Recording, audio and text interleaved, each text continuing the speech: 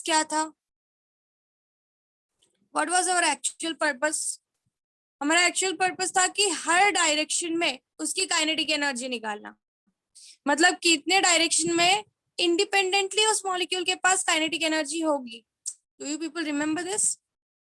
Yes. Yes. Yes. In the x direction it was having half kbt, in the y direction it was having half kbt, and in the z direction it was having half kbt.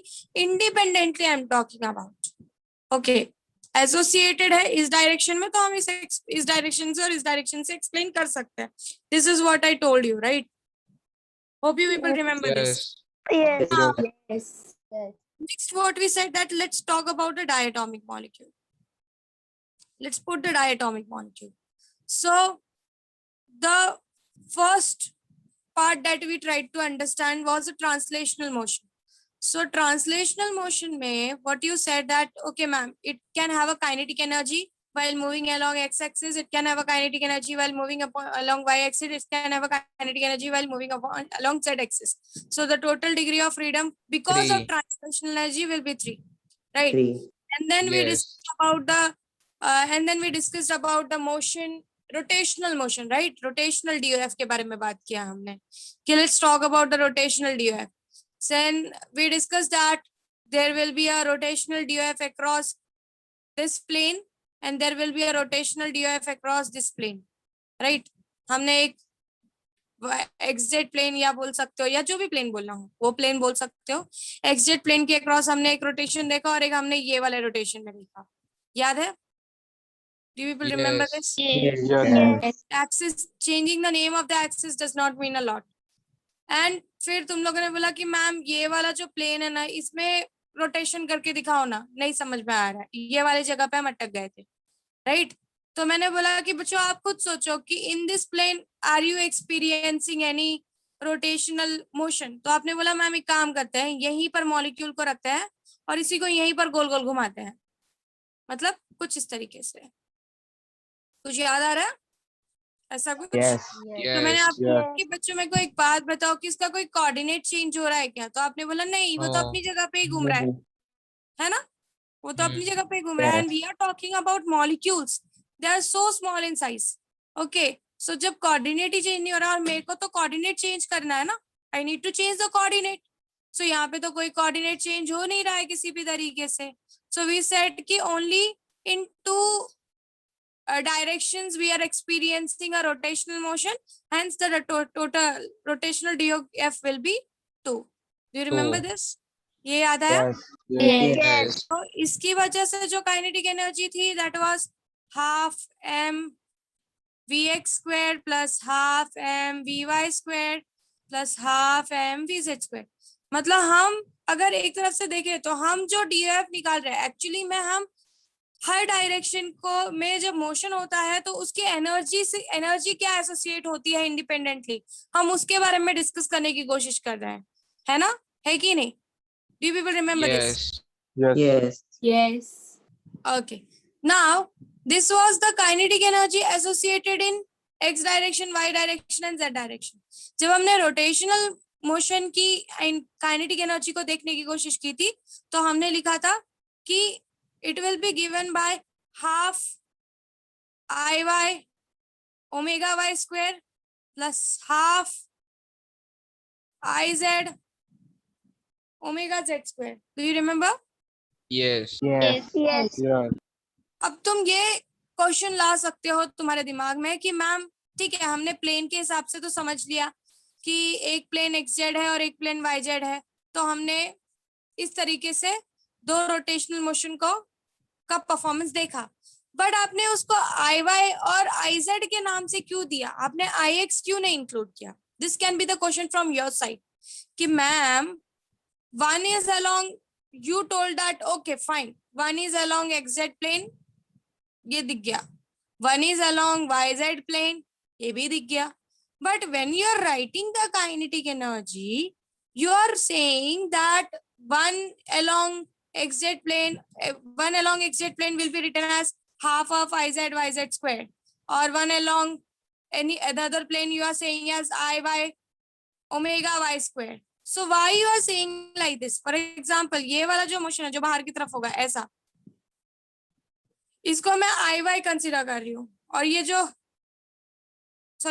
जो बाहर की तरफ motion हो रहा है वो I Z वाला है, और जो ये ऐसा ऊपर वर्टिकल मोशन हो रहा है ये वाला, उसको मैं आई वाई का इनर्शिया बोल रही हूँ।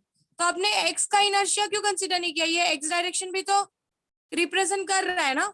कुछ समझ रहे हो मेरा क्वेश्चन क्या है? कुछ समझा? Yes. Yes. Yes. मैं आपको जो क्वेश्चन आना चाहिए वो क्वेश्चन मैं मेरी तरफ से बता रही हूँ कि when I wrote the moment of inertias, when I wrote the kinetic energy, what I said कि एक को मैं आई वाई ओमेगा वाई स्क्वायर लूंगी और एक को मैं I Z omega Z square लूंगी। तो ये जो आई वाई ओमेगा वाई स्क्वायर है ये वाला पार्ट है। सिंस ये एक्सिस रखा है इसलिए एक्सिस को चेंज करोगे तो नाम उसके अकॉर्डिंगली चेंज हो जाएंगे। सो मैंने किसको क्या लिया था? डू यू पीपल रिमेम्बर कि तुम्हारा कंफ्यूजन ना हो? ऊपर Z लिया था, फ्रंट में Y ऊपर लिया जेड था। लिया था, ठीक है, ऊपर जेड ले लेता है और नीचे वाई ले लेता है, कोई प्रॉब्लम नहीं है, कुछ फर्क नहीं पड़ता, बट आप लोग कंफ्यूज ना हो इसलिए ऐसा करती हूँ। ठीक है, आई जेड बोला तो ये जो आई जेड वाला इनर्शिया है वो इस वाले सर्कल को रिप्रेजेंट करता है, और ये जो आई वाई वाला इनर्शिया है वो बाहर वाले सर्कल को रिप्रेजेंट करता है।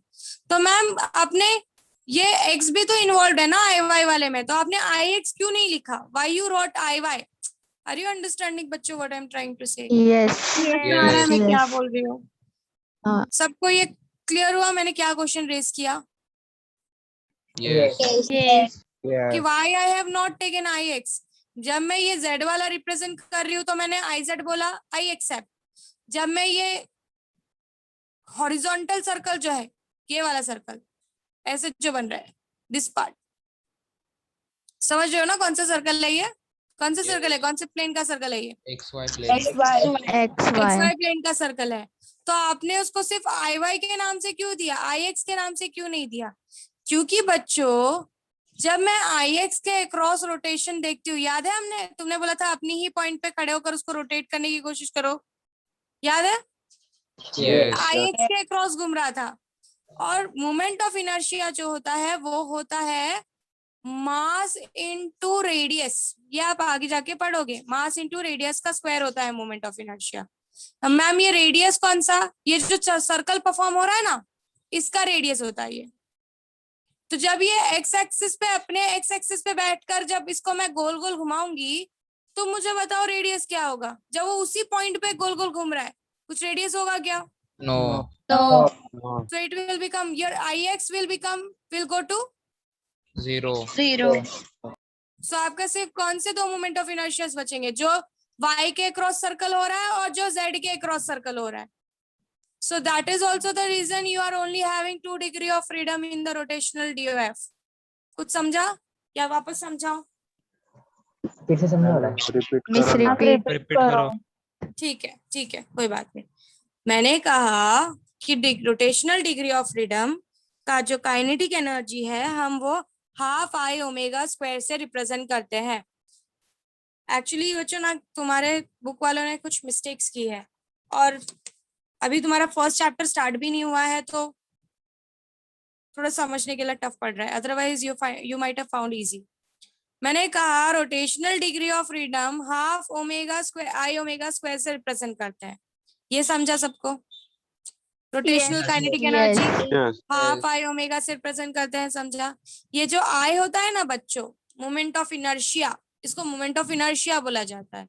ये जो आई होता है ना बच्चों इसका फॉर्मूला होता है M R square, where M is the mass and R is the radius of the circle जिसमें वो घूम रहा है। ये इतना क्लियर हुआ? ये इतना क्लियर हुआ सबको? Yes. अब ये 3 एक्सिस है, लेट्स ड्रॉ दिस 3 एक्सिस। इसको मैंने x लिया, इसको मैंने z लिया, इसको मैंने y लिया, ठीक है? जब मोशन अलोंग y एक्सिस हो रहा है, ठीक है, there is some radius, right? So there will be some moment of inertia, जिसको मैं आई वाई से क्यों रिप्रेजेंट कर रही हूँ वो मैं बाद में बताऊंगी। There is one, now there is motion along z axis, there is also some radius, right? Yes. Correct है? Yes. नाउ दैट रेडियस और यहाँ के मोमेंट ऑफ इनर्शिया को मैंने IZ से रिप्रेजेंट कर दिया। Now when I am talking about x axis, अब अगर मैं इसके अक्रॉस, क्यों हमने सिर्फ 2 ही लिया, क्यों हमने इस पॉइंट पे खड़ा कर इसको रोटेट कर इसका डिग्री ऑफ फ्रीडम नहीं कंसीडर किया, क्यों उसकी काइनेटिक एनर्जी हमने कंसीडर नहीं की? क्योंकि जब इसी पॉइंट पर बैठकर जब वो गोल गोल घूमेगा, बच्चों इमेजिन हो रहा है मैं कैसे बोल रही हूँ, keep a dumbbell over here और यहीं पर इसको Yes. गोल गोल घुमाओ। Yes. जब वो यहीं पर गोल गोल घूमेगा, मुझे बताओ इसका कोई रेडियस होगा क्या? और it is a No. Small atom, No. इसका कोई रेडियस होगा क्या सर्कल का? No. No. और जब No. इसका रेडियस ही नहीं होगा, रेडियस इज 0, तो आई क्या हो जाएगा? Zero. Zero. आई 0 हो जाएगा, तो आई इंटू ओमेगा स्क्वायर क्या हो जाएगा? Zero. Zero. मतलब there is no kinetic energy associated over here. Yes. Yes. Getting the kinetic energy associated, कोई रोटेशनल मोशन जैसा परफॉर्मेंस दिख ही नहीं रहा है।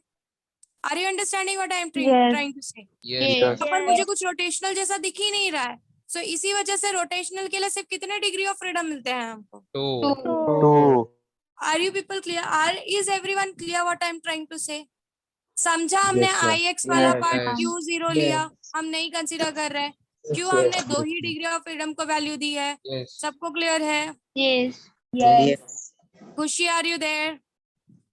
What about Devika, Sharon, are you people clear? Miss. Yes, Miss.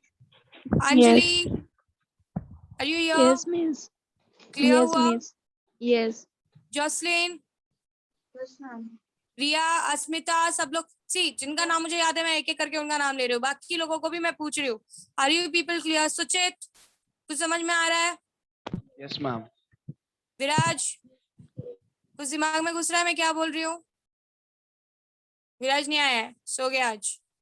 No, ma'am. समझ तो रहा कुछ है? समझा? हाँ. ओके, व्हाट अबाउट शुभम, अमन? समझा. Okay, so we are not taking, since we are not getting any inertia along this direction, hence only 2 directions we are experiencing a rotational kinetic energy, that is along the y direction and that is along the z direction. Hope you people remember this part now. You don't have any doubt regarding why we are taking 2 degree of freedom across the rotational DOF. Are you people clear? Yes. Yes. Yes, ma'am. आगे बढ़ जाओ. Yes. Can I discuss about vibrational DOF now? Yes. Yes. Okay. Now, see बच्चों, ये बात तो clear हो गया ना कि डिग्री ऑफ फ्रीडम हम लोग काइनेटिक एनर्जी को एसोसिएट कर रहे हैं, मतलब हमको मेन एक्सप्लेनेशन उसकी एनर्जी का देना है हर डायरेक्शन में, इंडिपेंडेंट डायरेक्शंस में। समझ में आ रहा है बच्चों what I am trying to say? हम लोग जो DOF निकाल रहे हैं हमारा फंडा क्या है, हमारा मेन रीजन क्या है? हमको see when you are living in a space, when you are living space मतलब सीधा बाहर का स्पेस नहीं सोचने का, in the surrounding, when you are living in the surrounding, तुम्हारे दुनिया ने XYZ नहीं बनाया है, तुमने बनाया है अपनी कन्वीनियंस के लिए। तो तुम्हारा मेन फंडा XYZ निकालना नहीं है, तुम्हारा मेन फंडा है कि भाई कितने इंडिपेंडेंट डायरेक्शन में मेरी एनर्जी को एक्सप्लेन किया जा सकता है। समझ रहे हो मैं क्या बोल रही हूँ? समझा what I said? I am saying कितने इंडिपेंडेंट डायरेक्शन में मेरी एनर्जी को एक्सप्लेन किया जा सकता है, ये समझा सबको? समझा? हम लोग जब ट्रांसलेशनल काइनेटिक एनर्जी बोल रहे थे तो एक्स डायरेक्शन में हम काइनेटिक एनर्जी एक्सप्लेन कर रहे थे, वाई डायरेक्शन में हम काइनेटिक एनर्जी एक्सप्लेन कर रहे थे, जेड डायरेक्शन में हम काइनेटिक एनर्जी एक्सप्लेन कर रहे थे। फिर जब हमने रोटेशनल मोशन बोला, हमने बोला कि भाई एक्स डायरेक्शन में मूवमेंट ऑफ इनर्शिया ही नहीं है, हेंस मूवमेंट ऑफ इनर्शिया ही नहीं है तो एक्स डायरेक्शन में कोई रोटेशनल काइनेटिक एनर्जी नहीं होगी। वाई और जेड डायरेक्शन में हमने सर्कल एक्सपीरियंस किया है, हमने रोटेशनल मोशन एक्सपीरियंस किया है, सो वाई और जेड डायरेक्शन की वजह से 2 काइनेटिक एनर्जी एसोसिएट होगी। याद आया कुछ? कुछ Yes. समझा? Yes. मतलब DOF फाइंड करने का मेन फंडा है इंडिपेंडेंट डायरेक्शन में एनर्जीज को समझना। मैं करेक्ट बोल रही हूँ या नहीं? हाँ या ना? Yes. Yes. Yes. अब क्या होता है देखो, जब मैं डाई एटॉमिक मॉलिक्यूल कंसिडर करती हूँ और मैं कहती हूँ इसके बीच का बॉन्ड रिजिड रोटेटर है, रिजिड मतलब कड़क, तो मुझे बीच के वाइब्रेशन को केयर करने की जरूरत नहीं है, क्योंकि रिजिड का मतलब होता है कि मॉलिक्यूल्स अपनी जगह पर ही है। बट इन रियल लाइफ जो एक्सपीरियंस किया गया, जो आइंस्टाइन ने निकाला और जो बाकी साइंटिस्ट ने निकाला, उनको ये दिखा कि ये जो डायटॉमिक मॉलिक्यूल्स होते हैं ना, ऑक्सीजन, इनके बीच का जो बॉन्ड होता है ना, वो बॉन्ड एक्चुअली रिजिड नहीं है, स्प्रिंग जैसे स्प्रिंग रहता है। जैसा है। It is like a spring. समझ रहे हो मैंने क्या कहा? Yes. समझा? Yes, ma'am. Yes, ma'am. तो फिर उन्होंने बोला कि ठीक है, जब हम लोग DOF निकालते हैं तो हमारा मेन फंडा एनर्जी के एक्सप्लेनेशन से रिलेटेड है। It is related to explanation of energy. So when these molecules are bounded together and it is having a spring in between, they said कि यहाँ पर एक और मोशन पॉसिबल है। And which motion it is बच्चों? कौन सा motion है वो? Vibrational. Vibrational Press. Yes, vibrational motion. तो उन्होंने बोला कि वाइब्रेशनल मोशन जब है तो दे व्हाट दे सेड कि ओके, वाइब्रेशनल मोशन मतलब कुछ इस तरीके से एक ऐसे आगे पीछे का मोशन होगा, राइट? सो उन्होंने बोला कि चलो इसकी वजह से भी एक डिग्री ऑफ फ्रीडम आ जाएगा। बट जब उन्होंने एक्सपेरिमेंट्स करना स्टार्ट किया तो उनको कुछ तो गलत लगा।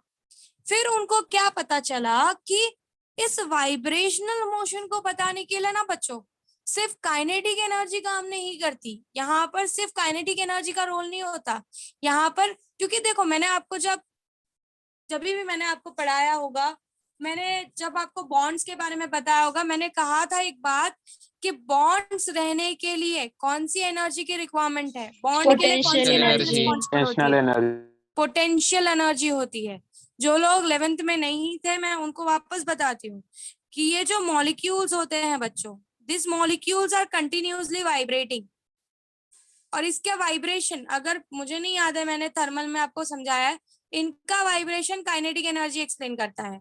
और इनके बीच का बॉन्ड, ये मॉलिक्यूल एक दूसरे के साथ रहना नहीं चाहते हैं, दे आर लीविंग। तो मतलब ये जबरदस्ती एक दूसरे के साथ किसी भी रीजन की वजह से रह रहे हैं। सो इनके बीच का जो बॉन्डिंग है ना, वो पोटेंशियल एनर्जी एसोसिएट करता है।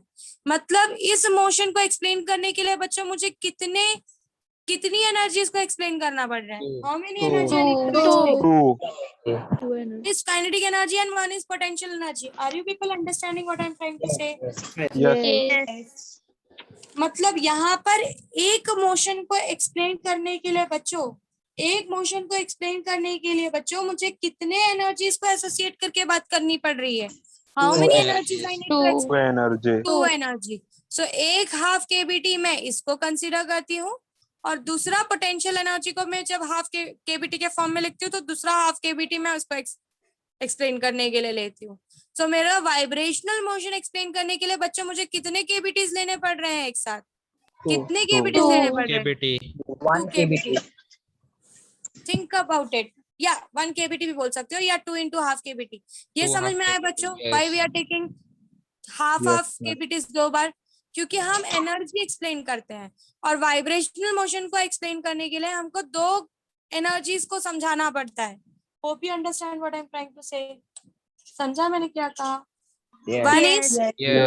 One is kinetic energy of this molecule, जिसको मैं हाफ mu स्क्वायर से रिप्रेजेंट कर सकती हूँ, and one is potential energy of this spring type of bond, and potential energy of the spring type of bond is given by half kr square,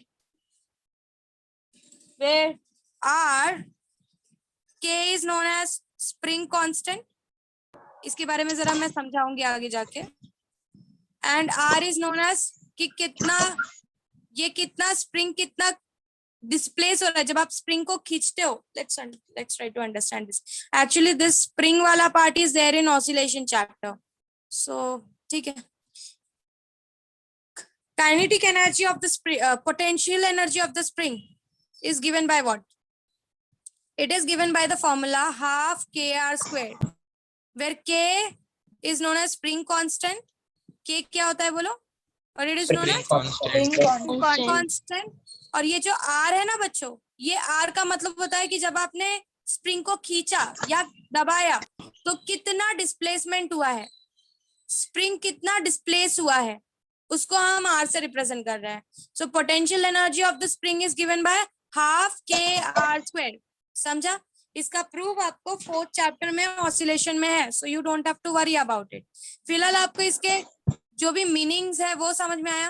के का मतलब क्या है समझा? Yes. Yes. स्प्रिंग कांस्टेंट, फिलहाल इतना याद रखो। और आर का मीनिंग क्या है समझा? कि कितना वो Displacement. डिस्प्लेस हो रहा है। समझ में आया? Yes. समझा? Yes. Yes. So again I'll discuss about the last part. I said कि जब लोगों ने एक्सपीरियंस किया डायटोमिक मॉलिक्यूल के बारे में, तो उन्होंने ये एक्सपीरियंस किया कि उसके बीच का बॉन्ड स्प्रिंग जैसा है। स्प्रिंग होने की वजह से वहां पर एक और मोशन पॉसिबल है, that is known as vibrational Vibrational motion. motion. Vibrational motion को एक्सप्लेन करने के लिए दो एनर्जीज को एक्सप्लेन करना पड़ता है, kinetic energy plus potential energy. Kinetic energy is given by the formula half mu square, where u is the, of course, velocity of this molecule, mass m is the mass of this molecule. और potential energy spring का होता है half kr square, जहां पर k का मतलब होता है spring constant constant. और r का मतलब होता है spring कितना डिस्प्लेस हुई है। यहाँ तक सबको क्लियर है? Yes. Yes. Yes. Yes. ना ये वाला पार्ट हाफ kbt को कंट्रीब्यूट करेगा और ये वाला पार्ट भी हाफ kbt को Half कंट्रीब्यूट kbt. करेगा। सो टोटल एक वाइब्रेशनल मोशन 2 हाफ kbt को कंट्रीब्यूट करता है। Are you clear with this much? Yes. Yes. Yes. So tell me बच्चों, ट्रांसलेशनल डीओएफ कितना kbt कंट्रीब्यूट करेगा? 3. 3. 3. 3/2 kbt बोल सकते हो? 3/2 Yes. Yes. रोटेशनल डीओएफ कितना kbt को कंट्रीब्यूट करेगा? 2. 2. 2/2 kb. 2/2 2/2 kbt. kbt. और वाइब्रेशनल अगर हम कंसिडर 2/2 कर रहे kbt. हैं 2/2 2/2 kbt. kbt. ठीक है। सो बट ये डिपेंड करता है कि आपको बोला है कि नहीं बोला है। अगर आप लोगों को बच्चा समझ लिया तो बोलेगा only consider translational and rotational DOF, तो आपको यहीं पर रुक जाना है, आपको इसके बारे में नहीं जाना है बोलने।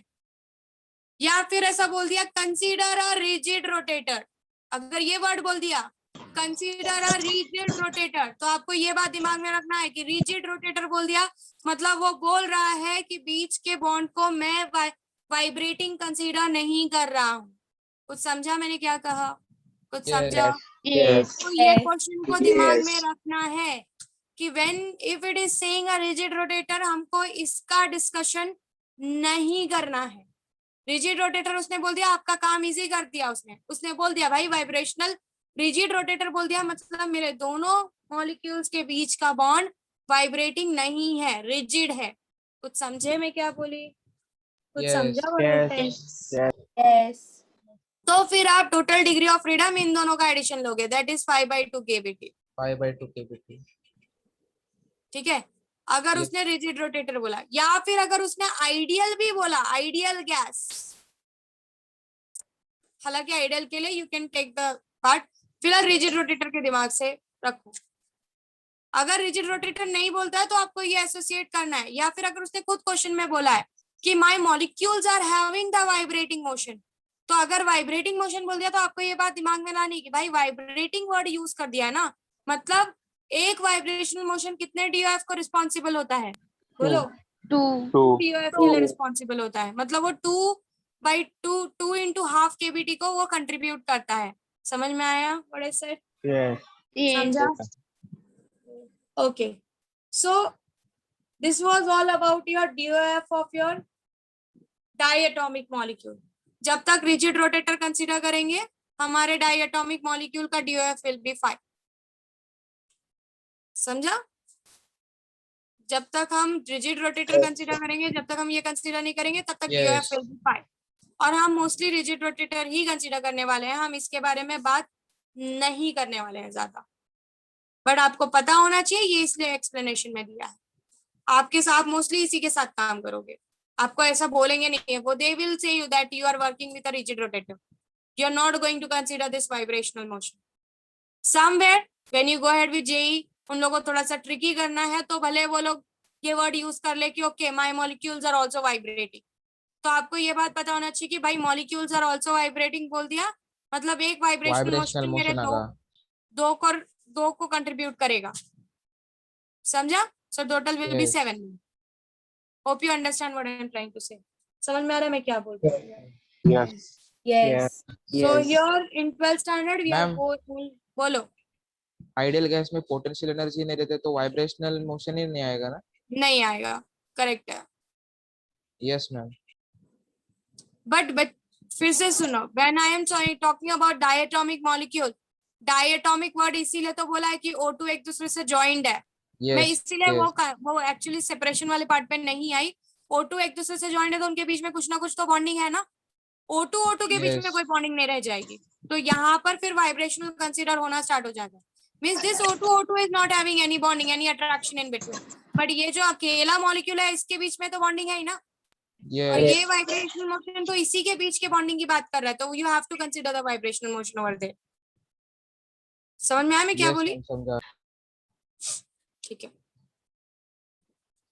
अच्छा, सबको ये क्लियर हुआ? DOF 3/2, 2/2 एंड 2/2 सबको समझा? Yes. ma'am. Yes. ma'am. सो वाइब्रेशनल के दो केविटी किसके किसके वजह से होता है? कौन सी एनर्जी को एक्सप्लेन करने की वजह से होता है? बताओ. Potential Kinetic energy energy and and potential kinetic energy. energy. Yes, potential energy and kinetic energy. Kinetic energy. ठीक है. सो ये जो लॉ ऑफ इक्विपार्टीशन ऑफ एक एनर्जी है इसका एक एक्सेप्शन है. ये कहाँ पर काम नहीं करता. हालांकि it is valid for all the temperatures, but अगर आप एक्सट्रीमली हाई टेम्परेचर पे चले जाते हो ना, very very high temperature, so ये काम करना बंद कर देता है. तो it is valid till high temperature but it is not valid at extremely high temperature. Like अगर आप सन 1 की एनर्जी तक चले जाओ या सन के हीट की एनर्जी तक चले जाओ तो वहां पर ये liquid law of equipartition fail हो जाता है कुछ एक्सप्लेनेशन देने में. So it is applicable till high temperature but not very very high temperatures. ठीक है. सो क्यों नहीं लेट्स काम करता? यस बोलो. एक्सट्रीमली हाइपर क्यों नहीं काम? Extremely high means something about you can say, see whatever you will study वहां तक तो वो काम करेगा ही. When you talk about the sun's temperature or when you talk about stars temperature, at that position it does not work well. वहां पर उसकी theories fail हुई है. ठीक है, आगे बढ़े. तुमको मोनोएटॉमिक और डायटॉमिक का DOF समझ गया? कोई प्रॉब्लम नहीं है किसी को भी? No. ठीक है. So let's discuss about specific heat capacity, the new topic for today. Up things will be quite easy for you to understand and even approach. So चीजें अब थोड़ी अच्छी और थोड़ी सीधी होंगी. अभी तक जो दिमाग लगाना था वो लगा लिया हमने. ठीक है, हमको मेन डायटॉमिक सीखना था, वो हमने सीख लिया. अब हम आगे की तरफ बढ़ेंगे. So that will be, I think there was polyatomic in your syllabus, but I am not getting it where it is. ठीक है, if I'll find it out if it is there. हाँ, it is there. Okay. So let's first understand about the specific heat capacity. Okay, before going ahead with this, there is a shortcut formula to find the DOF. वो समझा देती हूँ पहले. That formula is given by, ये shortcut formula JEE में भी use आता है. That formula is given by 3n minus k. ये शॉर्टकट फॉर्मूला है DOF को निकालने का, जिसमें n is number of molecules. ये बच्चों कहीं पर लिख के रख लो क्योंकि ये नोट्स में नहीं है. n is number of molecules and k is the restriction.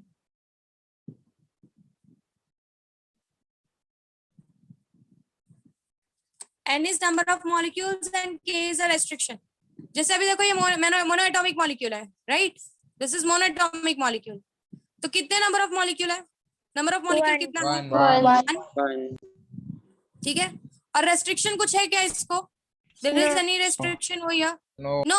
So 3 into 1 minus 0. So you will have degree of freedom as 3. 3. समझा बच्चों? समझा what is it? क्या हुआ? डायटोमिक का बता ना. Yes. Let's take diatomic. आ ही रही थी उस पे. कितने मॉलिक्यूल्स है बच्चों? n कितना है? 2. 2. रेस्ट्रिक्शन देखो ये बॉन्ड है. Yes. Restriction is this bond. So k Yes. कितना है? 1. 1. सो 3n minus k होता है. So this will be 3 into 2. 3 to the 6. 6 minus 1. 5. 5.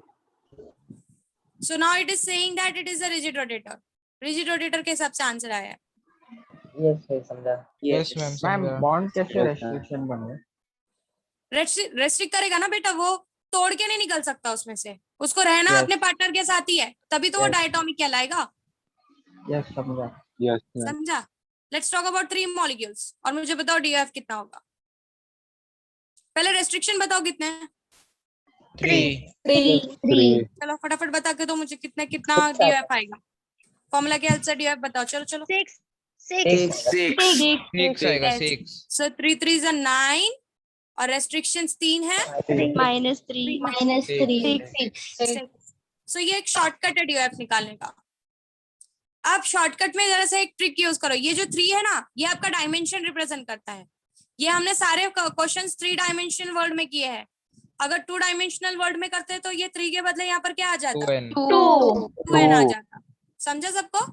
ये Yes. जो ये है ये डायमेंशन रिप्रेजेंट करता है. सबको क्लियर है? ये एक शॉर्टकट है बच्चों. This is the shortcut for you to find out the DOF. But एक बात Yes. याद रखना है बच्चों, ये जो इसने DOF निकाल के दिया 5, ये इसने रिजिड रोटेटर कंसीडर किया है. ये बात दिमाग में रखनी है. अगर Yes. रिजिड रोटेटर नहीं होता तो ये फॉर्मूला फिर इसमें रेस्ट्रिक्शन जैसा कुछ नहीं आता. और आपको ये बात याद रखनी है कि भाई जब रेस्ट्रिक्शन, जब ये वाइब्रेशनल मोशन है तो यहाँ पर 1 डिग्री ऑफ फ्रीडम नहीं होता वाइब्रेशनल मोशन की वजह से. कितने होते हैं? How many are there? 2 are there. तो वो चीज आपको दिमाग में रखनी है. हालांकि मैम अगर डबल बॉन्ड रहेगा तो आएगा नहीं क्वेश्चन. ये 2 आएगा ना. डबल बॉन्ड रहेगा तो भी वही उतना ही होता है, क्योंकि डबल बॉन्ड का भी मतलब वही है. वो उतने ही वो उसी मोशन को वो कंट्रीब्यूट करेगा. और डबल बॉन्ड तक आपको क्वेश्चन नहीं जाएगा. Don't worry. Yes ma'am. आपको सिर्फ रेस्ट्रिक्शन से मतलब, रेस्ट्रिक्शन तो वैसे भी लग गया है वैसे भी लग गया. ऐसा कुछ नहीं होता कि डबल बॉन्ड है तो ज्यादा रेस्ट्रिक्शन हो गया. It is not at all like that. और उसमें से भी आपको पता है डबल बॉन्ड में से एक बॉन्ड तो वीक ही होता है, तो उसका कोई Yes. खास ये नहीं होता. उसको तो आप कभी भी तोड़ सकते हो. तो जो भी होता है वो दूसरे वाले बॉन्ड की वजह से कंट्रीब्यूशन होता है. राइट? यस. ठीक है. ये 3n-k का ट्रिक समझा सबको? Yes, ma'am. तो ये कहीं पर लिख कर रख लो, क्योंकि it is not there in the notes. I think सो.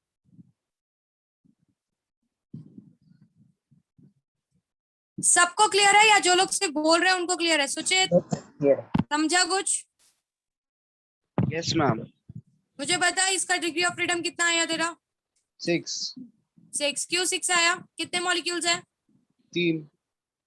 कितने रेस्ट्रिक्शंस है? 3. Okay. Asmita, Jocelyn, are you there? Asmita, Asmita lecture में हो या नहीं हो? कितना टाइम लगता है बोलने में? सो गए थे? इसका DOF बताओ. इस फॉर्मूले से कितना आएगा इसका DOF?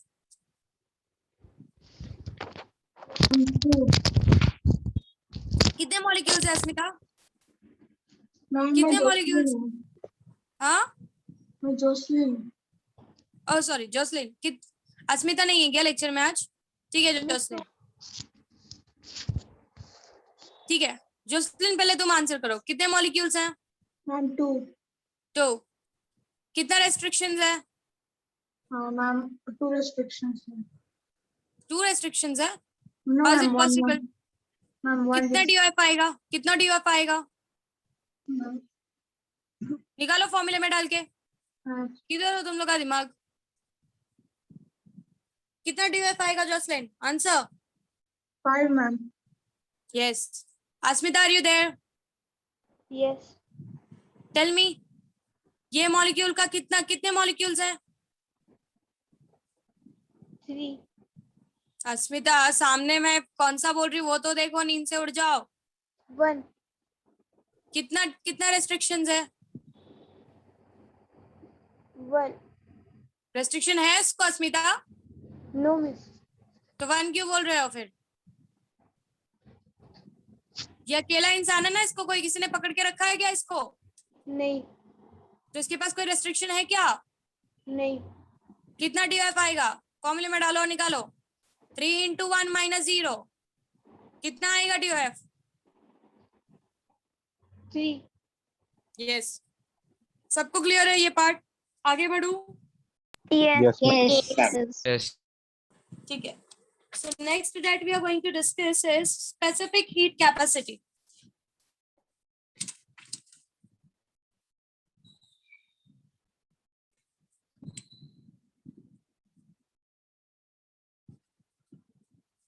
अब ये स्पेसिफिक हीट कैपेसिटी क्या होता है पहले वो समझाती हूँ. ये 11th का क्वेश्चन है, बट मैं इसको साथ में लेके चलूंगी क्योंकि कुछ बच्चे 11th में नहीं थे, जैसे कि अंजलि वगैरह. सो जो लोग 11th में नहीं थे उनको बहुत ही ज्यादा कंसंट्रेट करना है, जो 11th में थे उनको भी कंसंट्रेट करना है, क्योंकि मुझे पता है बहुत लोगों को बात नहीं आया. What is specific heat capacity? इसका मतलब क्या है पहले वो समझते हैं. सी बच्चों, for example you have ice in your hand, और उस आईज को तुम हीट कर रहे हो, you are trying to heat it. ठीक है, जब तुम उसको हीट करोगे and you will see inside a container, और तुमने इसमें थर्मोमीटर डाल दिया. Anjali, are you there in the lecture? Yes, ma'am. Okay, I want answers from you now. When you will heat it, what do you think कि अगर जब ये ice पिघलेगा and I am heating it, जब ये ice पिघलेगा, अभी आधा ice पिघला आधा नहीं पिघला है, what will be the temperature of thermometer? बढ़ेगा या नहीं बढ़ेगा? बढ़ेगा मिस, बट ज्यादा नहीं बढ़ेगा. नहीं बढ़ेगा Anjali. It will be at 0 degree Celsius only. ना होता क्या है, जब आप आइस को हीट प्रोवाइड करते हो बच्चों, ये बात मैं पहले 11th में समझा चुकी हूँ पर वापस आई एम रिपीटिंग. जब आप आइस को हीट प्रोवाइड करते हो और आप थर्मोमीटर उसमें इंसर्ट करके रखते हो कि ठीक है चलो टेम्परेचर चेक करते हैं इसका, सो क्या होता है, जो भी हीट आप देते हो ना बच्चों, वो हीट वो अपना टेम्परेचर बढ़ाने के लिए यूज ही नहीं करता. वो सारा का सारा हीट अपने बॉन्ड को तोड़ने के लिए या बॉन्ड को वीक करने के लिए यूज करता है. मतलब जब वो आइस से लिक्विड बन रहा है ना बच्चों, when it is converting from ice that is solid state to liquid state, वो अपने टेम्परेचर को बिल्कुल नहीं बढ़ाता.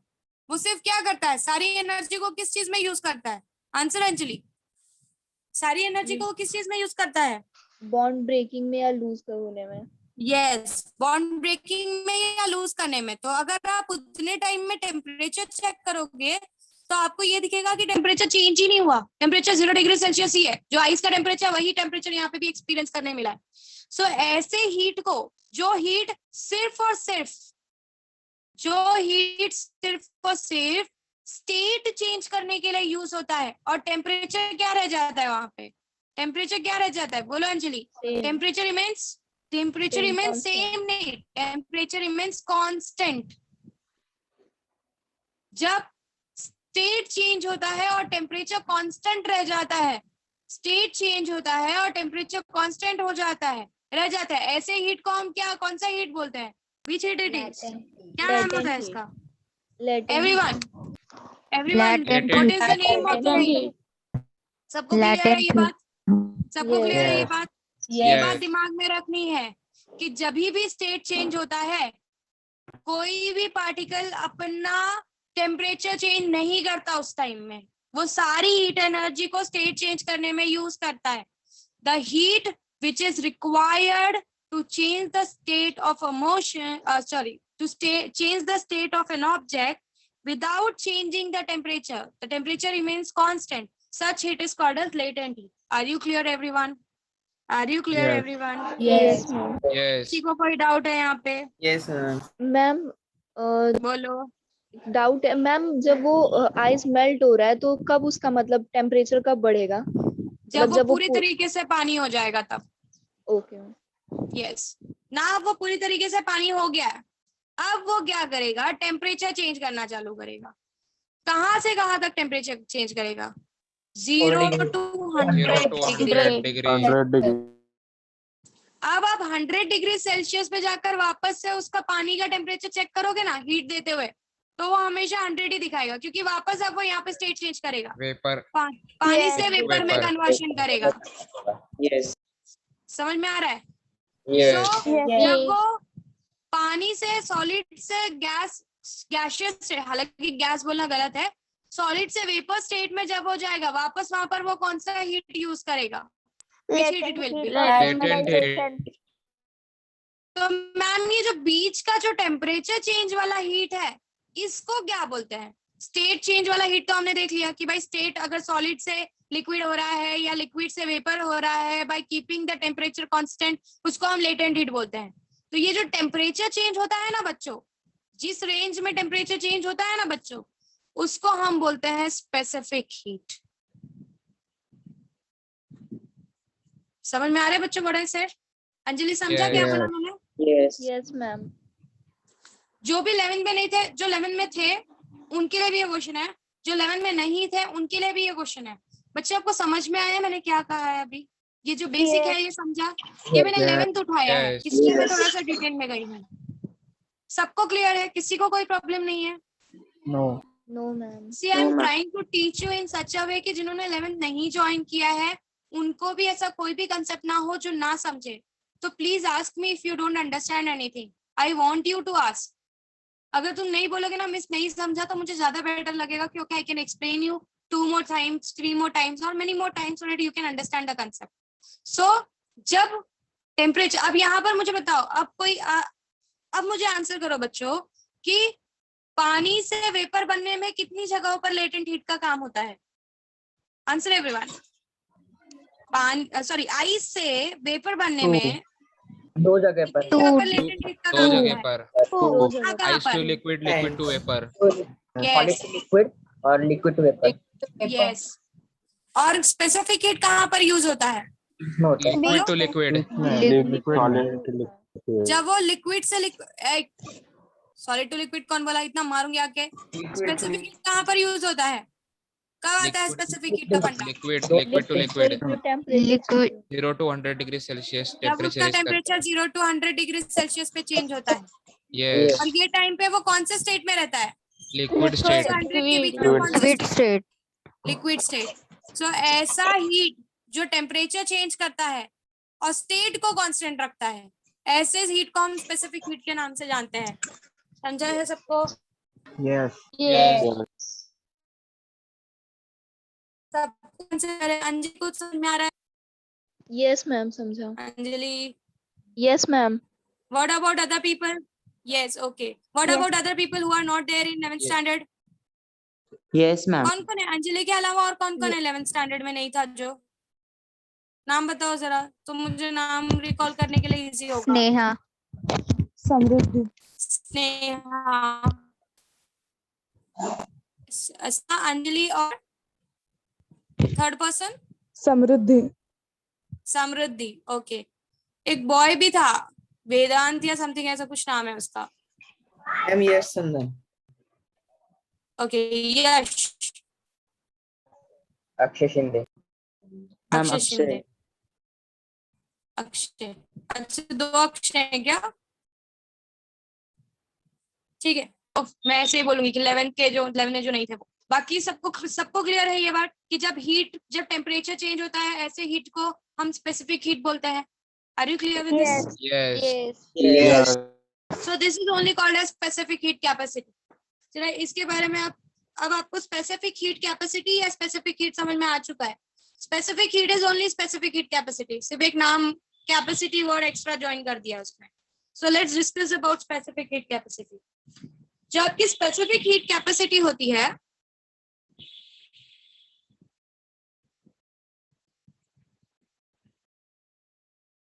अब अगर आपको किसी ने पूछा तो आप बता सकते हो ना बच्चों स्पेसिफिक हीट क्या है?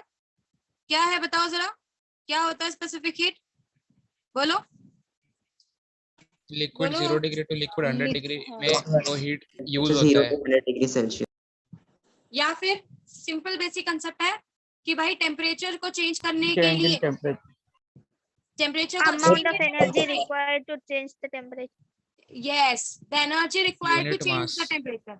ये स्टैंडर्ड डेफिनेशन नहीं है हाँ बच्चों। स्टैंडर्ड डेफिनेशन इसका बहुत अच्छे से जाता है। It goes something like the amount of heat energy required to raise the temperature of a unit mass by 1 degree Celsius. 1 degree degree Celsius. ये सेल्सियस। इसका स्टैंडर्ड Yes. डेफिनेशन है कि किसी भी एक यूनिट मास का 1 डिग्री सेल्सियस से temperature change करने के लिए जो हीट लगता है, जो भी हीट टेम्परेचर चेंज करने के लिए रिस्पॉन्सिबल होता है उसको स्पेसिफिक हीट बोलते हैं। जो हीट स्टेट चेंज करने के लिए रिस्पॉन्सिबल होता है उसको कौन Latent सा heat. हीट बोलते हैं? Latent heat. Latent heat. Latent heat. और जो हीट टेम्परेचर चेंज करने के लिए रिस्पॉन्सिबल होता है उसको कौन सा हीट बोलते हैं Specific बच्चों? Specific heat। अब ये स्पेसिफिक हीट बच्चों दो टाइप का होता है, एक होता है सीपी और एक होता है सीवी। अब मैम ये सीपी सीवी क्या है?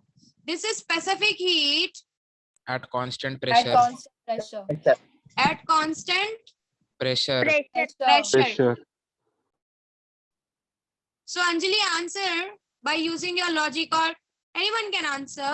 What will be this specific heat constant volume. constant volume. Constant Specific heat value. at constant at volume. constant Volume. Volume. समझा सबको? सो सीपी आपका स्पेसिफिक हीट दो टाइप का होता है, एक होता है सीपी और एक होता है सीवी।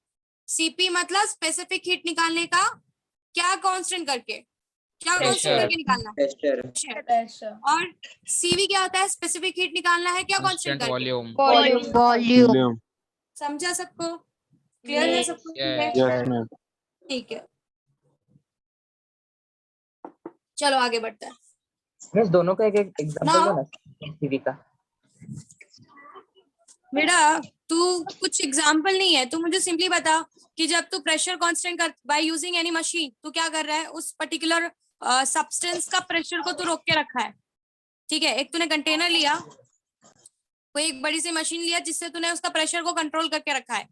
प्रेशर को कंट्रोल करने के बाद अब तू उसके अंदर जो भी मॉलिक्यूल है उसकी टेम्परेचर को बढ़ाने की कोशिश कर रहा है। तो जब तू प्रेशर को कांस्टेंट करके उसके टेम्परेचर को बढ़ाने की कोशिश कर रहा है, वहां पे सीपी का कंसेप्ट यूज होता है। वहीं पर तूने एक कंटेनर लिया और उसको ढक दिया, उसका वॉल्यूम कांस्टेंट कर दिया, ठीक है? वॉल्यूम कांस्टेंट करने के बाद तू उसका टेम्परेचर बढ़ाने की कोशिश कर रहा है, तो वहां पर सीवी भी होता है। आएगा. Yes. यस बस यही फिनोमेना है और कुछ नहीं। सबको क्लियर है? खुशी आ रही हो? Clear? What about other people? Devika, Anali, are you clear? Ma'am constant pressure वाला रिपीट करो ना। प्रेशर को कांस्टेंट रखना है और हीट बढ़ाना है, टेम्परेचर बढ़ाना है, दैट्स ऑल।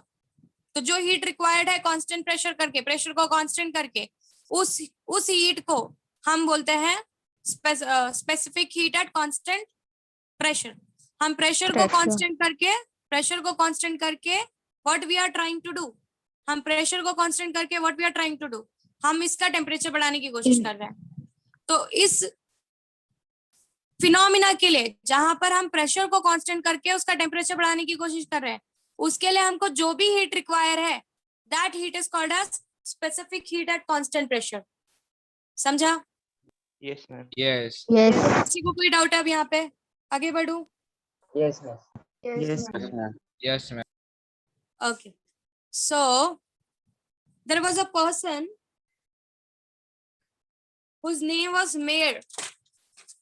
मेयर ने सीपी और सीवी के बीच में रिलेशन दिया है, hence it is known as Mayer's relation. बहुत इंपॉर्टेंट रिलेशन है, बहुत जगह यूज करने वाले हैं, बहुत मतलब बहुत जगह पर। जब भी आप केटीजी का ये करोगे, व्हाट आई कैन से, जब भी आप केटीजी का एंट्रेंस सॉल्व करोगे, मेयर्स रिलेशन पूरी दुनिया में घूमता है, क्योंकि मेयर्स ने बहुत बड़ा और बहुत इंपॉर्टेंट रिलेशन दिया था। So Mayer's relation is one of the most important discovery of kinetic theory of gases. Mayer's के रिलेशन पे पूरा केटीजी चलता है, ये बात बोल सकते हो। और डीओएफ का यहाँ पे बहुत अच्छे से यूज आने वाला है, ये भी बात समझ के रखना है। So let's discuss about Mayer's relation. Mayer's ने क्या दिया था वो रिलेशन बताती हूँ और वहां पे स्टॉप करती हूँ, इसको प्रूफ नहीं करेंगे आज। Mayer's give the relation between CP and CV. So, what was the relation? He gave the relation as CP minus CV is equals to R. ये हम लोग कल प्रूफ करेंगे, कल मतलब जब भी हमारा लेक्चर होगा तब। CP minus CV is equals to R. R याद है बच्चों? PV is equals to nRT. R क्या है हमारा? Universal gas constant. Universal gas constant. Yes, it is universal gas constant. constant universal So this is known as Mayer's relation. CP minus CV is equals to R. This is known as Mayer's relation. इस Mayer's relation के help से आप बहुत सारी चीजें solve करने वाले हो इन फ्यूचर, और इसका प्रूफ हम नेक्स्ट लेक्चर में देखेंगे। यहाँ तक सबको क्लियर है? Yes Yes. सीपी सबको पता चल गया क्या है? सीवी सबको पता चल गया क्या है? Yes, ma'am. Yes. ओके, एक क्वेश्चन है, मुझे बताओ कि किसी भी सब्सटेंस का सीपी ज्यादा होगा या सीवी ज्यादा होगा? ये मैंने 11th स्टैंडर्ड में बताया है, तो 11th वाले कुछ नहीं बोलेंगे, जो नहीं है, जो 11th में नहीं थे वो बोलेंगे। व्हाट डू यू थिंक, किसी भी सब्सटेंस का सीपी प्रेशर कांस्टेंट करके अगर आप टेम्परेचर बढ़ाने की कोशिश करोगे वो हीट ज्यादा होगा, या वॉल्यूम कांस्टेंट करके उसका टेम्परेचर बढ़ाने की कोशिश करोगे वो हीट ज्यादा होगा? CP, I guess. सीपी, अगर आप सीपी बोलते हो तो मुझे रीजन बताना पड़ेगा, या सीबी भी बोलते हो तो मुझे रीजन बताना पड़ेगा, बताओ जल्दी। जो 11th में थे उनको भी सोचना है, मुझे पता है तुम लोग इतने धुरंधर नहीं होगे, तुमको सब कुछ याद है। जल्दी बोलो बच्चों, थिंक अबाउट इट। आपने एक कंटेनर लिया, उसका प्रेशर कांस्टेंट किया और उसको हीट किया सो दैट उसका टेम्परेचर चेंज हो जाए। तो जो हीट टेम्परेचर चेंज करने के लिए रिक्वायर्ड है 1 डिग्री सेल्सियस से आप उसका टेम्परेचर चेंज कर रहे हो। और यहाँ पे भी आपने एक कंटेनर लिया, उसको ढक दिया,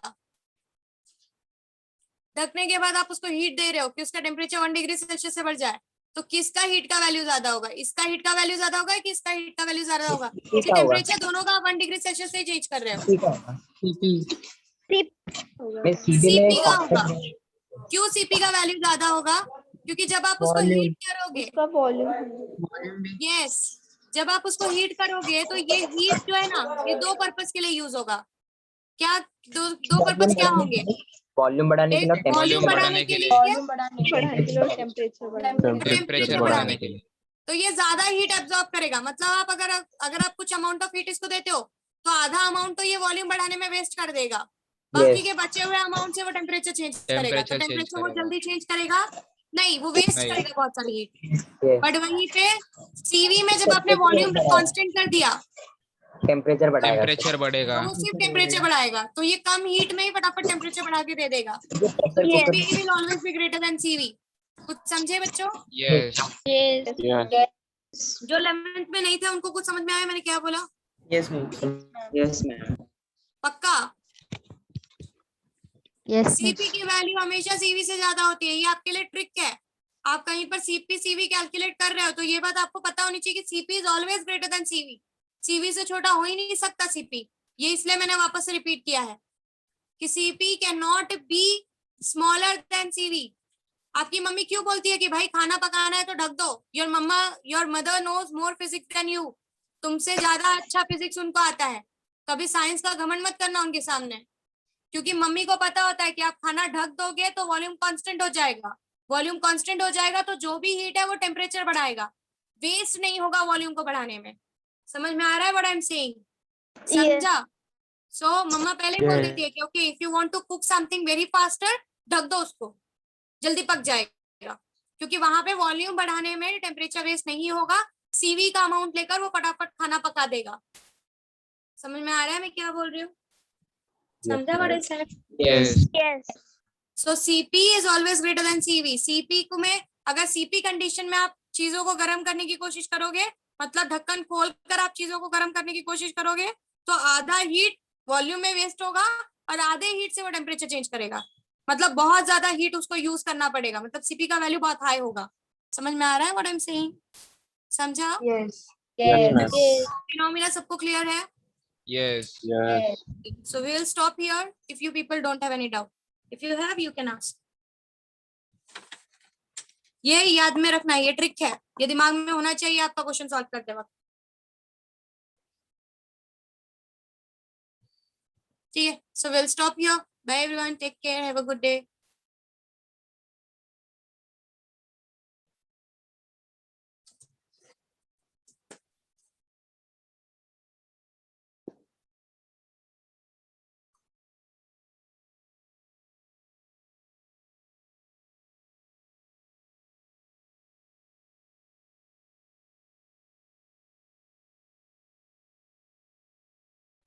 प्रतिभा ma'am, Madhuri ma'am, who is there? कौन है यहाँ पे?